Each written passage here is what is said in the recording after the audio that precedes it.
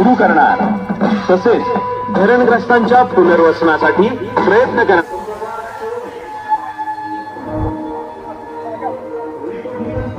Doctor Babasaheb आंबेडकरांचा जय हो, doctor Babasaheb आंबेडकरांचा जय हो, लोकशाही अण्णाभाऊ साठेंचा जय हो, लोकशाही अण्णाभाऊ साठेंचा जय हो, महात्मा ज्योतिबा फुलेंचा जय हो, महात्मा ज्योतिबा फुलेंचा जय हो, विश्ववंदनीय विश्वरत्न परमपूज्य डॉक्टर बाबासाहेब आंबेडकरांचा जय हो।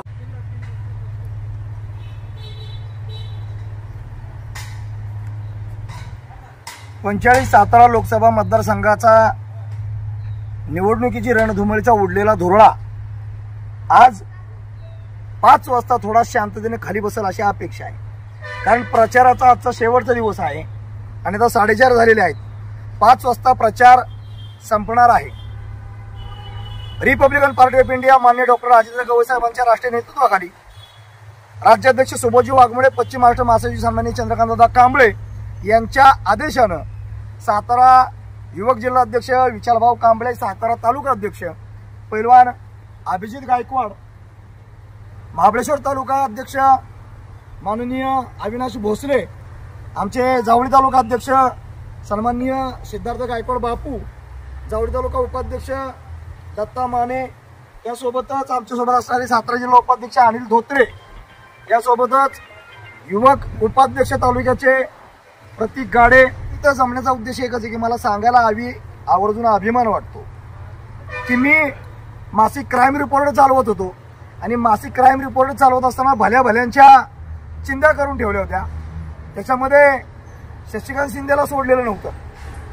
म्हणजे अगदी मी बाबूराव बोलतोय म्हणून बाबूराव सप्ताहांची चौकट छापलेली असताना लालसिंगराव बापूस शिंदे नागरी सहकारी पतसंस्थेमध्ये आमदार असताना सुद्धा शशिकांत शिंदेनी जे लक्ष घातलं होतं आणि निवडणूक प्रतिष्ठेची केली होती, त्यावेळेला शशिकांत शिंदे आमदार असताना शशिकांत शिंदेचं अख्खं पॅनल भुईसपाट झालं होतं, सपाटून मार खाल्ला होता।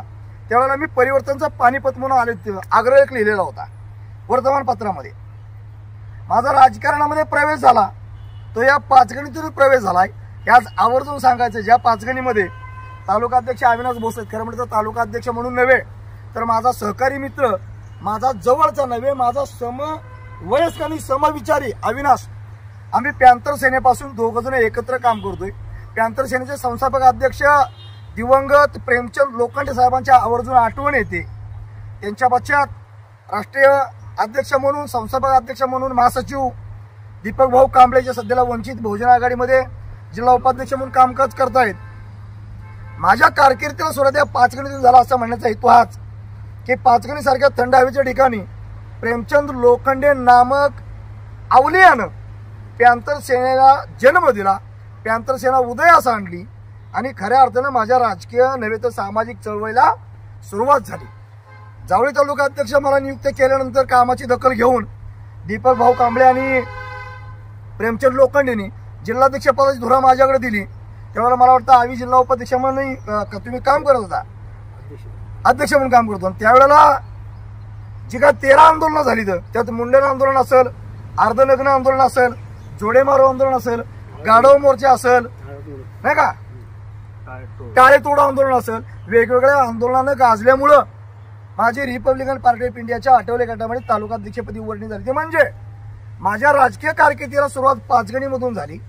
आज आवर्जून प्रेमचंद लोखंडेचं नाव घ्यावं असं वाटतं, कारण प्रेमचंद लोखंडेंचं निधन झालं त्या दिवशी जिल्ह्यामध्ये राजकारणाच्या पटलावरती अधिराज्य करणाऱ्या व्यक्तीने सांगितलं होतं की या डॉक्टर बाबासाहेब आंबेडकर गार्डनला, खरं म्हटलं तर ही जी गार्डन आहे बाबासाहेब आंबेडकरांचा पुतळा आहे, ही फक्त गार्डन होती, पुतळा होता, मात्र त्या गार्डनला नाव दिलेलं नव्हतं।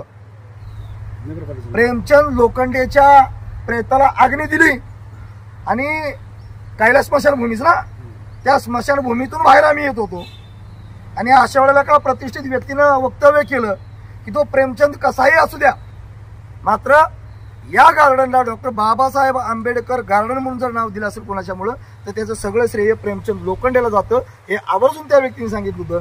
ज्या व्यक्तीच्यामुळं माझा राजकारणामध्ये नव्हतं समाजकारणामध्ये प्रवेश झाला, ज्या माणसाच्यामुळं आज मी या स्टेजला पोहोचलेलो आहे, खरं म्हटलं तर आज दिवंगत प्रेमचंद लोखंडे यांच्या पवित्र स्मृतींना मी अभिवादन करतो. सांगता सभा घेण्या इतपत आमची ऐपत नक्कीच नाही. पोलिंग एजंट निवडण्या इतपत आमची नक्कीच ऐपत नाही. कोपरा सभा घेण्या इतपत आमची नक्कीच ऐपत नाही. भल्या भल्या जाहीर सभा घेण्या इतपत आमची नक्कीच ऐपत नाही. 100 गाड्यांचा तापा फिरवण्यात नक्कीच आमची ऐपत नाही. 2-2 लाखाच्या सभा घेण्यात नक्कीच आमची ऐपत नाही.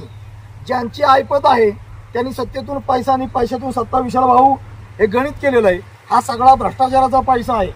आणि मला चिन्ह हे पवित्र तुतारी भेटलेले. खरं म्हणतं आपण म्हटलं पाहिजे रामकृष्ण हरी वाजवा तुतारी. मात्र जे तुतारी घेऊन मोतारीत घुसला या आणि मोतारीतला मलिदा आणून सगळ्या मतदार राजांना वाटतो या, भ्रष्टाचारानं सगळ्यांना बरबटून टाकतो या, तोच म्हणतोय रामकृष्ण हरी वाजवा तुतारी. म्हणजे शशिकांत शिंदेनी मोतारीतला आणलेला मलिदा सगळ्या मतदारांना वाटायचा उद्योग चालू आहे.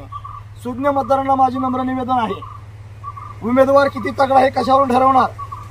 उमेदवार तगडा त्याच्या पैशावरून ठरवणार, त्याच्या श्रीमंतीवरून ठरवणार की त्याच्या विचारावरून ठरवणार आणि त्याच्या बुद्ध्यांकावरती ठरवणार आहे. ज्या माणसाला काडी मात्र घेणं देणं पडलेलं नाही, ज्या माणसानं आज तागायत मात्रेच्या मुंड्या मुरगळूनच स्वतःची खोगरी व्यक्त केलेली कोट्यवधीची माया जमवलेली आहे, ज्या माणसानं सातारा जिल्ह्यामध्ये नव्हे तर पाचगणी महाबळेश्वर वायतवाला मतदारसंघ एक होता, अनेक संस्थांची विल्हेवाट लावलेली आहे, अनेक संस्था मोडीत काढलेल्या आहेत आणि अनेक पदाधिकाऱ्यांना भिकेल लावलेलं आहे, अनेकांच्या घरादाराची राख रांगोळी केलेली आहे, जातीय दंगल घडवण्यासाठी खावलीचं प्रकरण घडवलेलं आहे.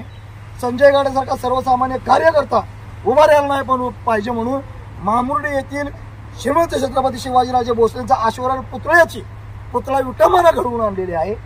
त्या शशिकांत शिंदेला त्याची लायकी जागा दाखवण्याची खऱ्या अर्थाने वेळ आहे. कारण म्हातारी मेल्याचं दुकान आहे, काळ सोकावता कामा नाही. भले त्यांच्याकडं मुतारीतलं धन असेल, मात्र आमच्याकडं हे विचारांचं मानधन आहे हे इथं आवर्जून सांगावं असं वाटतं. हा एका बाजूला मुद्दा झाला, तुतारीचा उमेदवार मुतारीत घुसला म्हणून. दुसऱ्या बाजूला शिवरायांचे 13वे वंशज आदरणीय श्रीमंत छत्रपती उदयनराजे भोसले निवडणूक लढवत आहेत. गेल्या 25 लोकांनी त्यांना नाकारलं. यावेळेला शशिकांत शिंदेला नाकार दिलं. उदयनराजेंना आमचा कालही विरोध नव्हता, आजही विरोध नाही, उद्या विरोध नसणार आहे.